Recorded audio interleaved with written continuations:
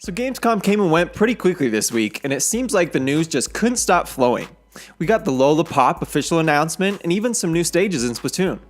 The news didn't stop there though, and I'm here to give you the scoop on any big stories you might have missed.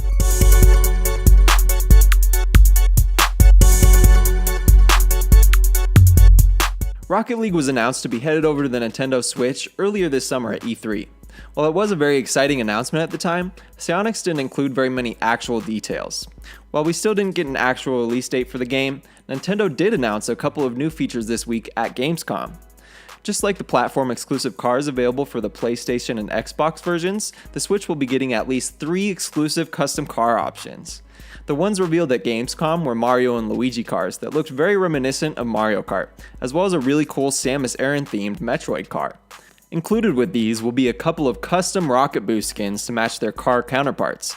None of these features change the actual gameplay of Rocket League, but these do look pretty great aesthetically. I personally never played this title, and I'm almost sort of glad I didn't because it'll be that much more exciting to play it on the Switch for the first time. The cross-platform online play with Xbox One and PC is a huge step forward for any game on the Switch, and I hope that one day we look back at this game as a pioneer for the great things to come on this system.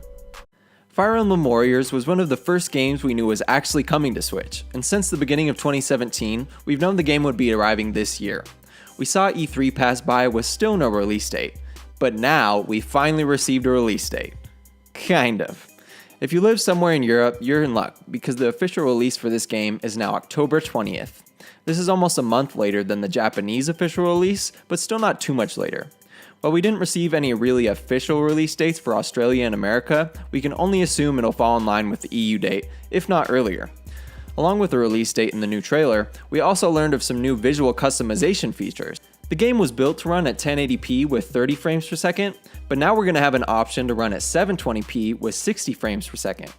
This still isn't as good as something like Splatoon, but when you consider the fact that the character models and animations are a lot more realistic and technical in Fire Emblem, this is actually pretty good.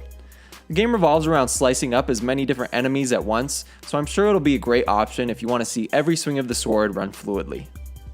Another port game Nintendo brought out to the Gamescom floor was Skyrim. There wasn't too much information revealed via presentations on this title, but it was available to play on the floor for the first time. Since videos and pictures of the demo have been released, comparisons between the Switch version and other versions of the game have started to surface. It's not 100% confirmed yet, but it seems as if the common consensus is that we are actually getting the remastered version. While I'm sure it will only still run at 30 frames per second, this is still exciting that we're getting a more polished version, as neither Bethesda nor Nintendo has really addressed this issue thus far. Also discovered from the floor demo was something we kind of expected but hadn't been confirmed. Just like in Breath of the Wild, bows will be able to be aimed with motion controls. This doesn't sound like a huge deal, but if you played Breath of the Wild, you probably know how big this is. One of the things that makes Breath of the Wild such a perfect open world game is how fluid and natural the controls feel. Seeing as Skyrim was one of the pioneers for these modern open world games, it's awesome that we're getting the motion controls to make the experience just that much more immersive. Now, to be honest here, I wasn't really planning on picking up the Skyrim port just because I bought the game back in November 2011 for PC, and since then I've probably played through the main story at least 10 times with hundreds of different mods that can change literally anything you can think of. I think the PC Skyrim experience is probably the best, but imagining playing with motion controls kind of has me thinking, would I like to play this game again? I'd like a second opinion on it, so let me know what you think down in the comments. Leave a like on the video if you enjoyed, and subscribe to my channel for the latest Switch content available.